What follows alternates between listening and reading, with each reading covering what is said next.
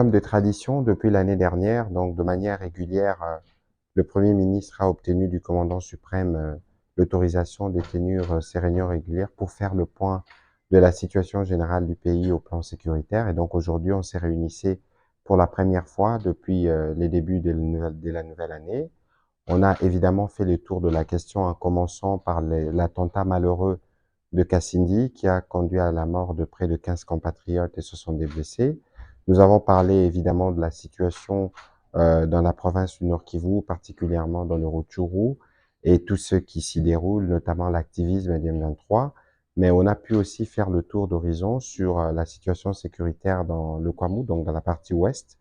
Kwamut, Bagata, Kenge, nous avons été briefés à propos par la police, mais on a pu aussi, le Premier ministre en tout cas, aborder la recrudescence du conflit entre Emma et Lendu à Djougou. Il y a eu une insistance qui a été faite sur la situation humanitaire et sur l'urgence d'agir. Spécialement pour ce qui concerne l'attentat de Kassindi, l'armée nous a informé des mesures de sécurité qui ont été prises, notamment pour assurer les fouilles, les contrôles, pour prévenir ces types d'attentats. Nous espérons continuer la sensibilisation à ce niveau-là pour que les populations adoptent des comportements qui permettent de dénoncer ces activistes chaque fois qu'il y a des mouvements suspects.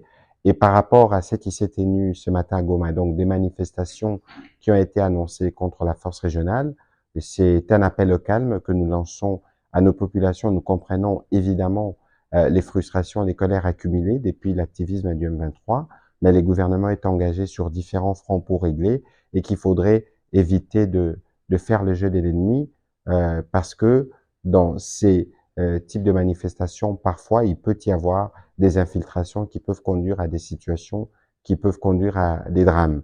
Et donc, c'est un appel au calme que nous réitérons, mais c'est aussi un appel au soutien à nos forces qui sont engagées dans la défense du territoire et nous restons confiants sur la stratégie portée par les présidents de la République pour que la paix revienne dans toute l'étendue de la République démocratique du Congo. Voilà.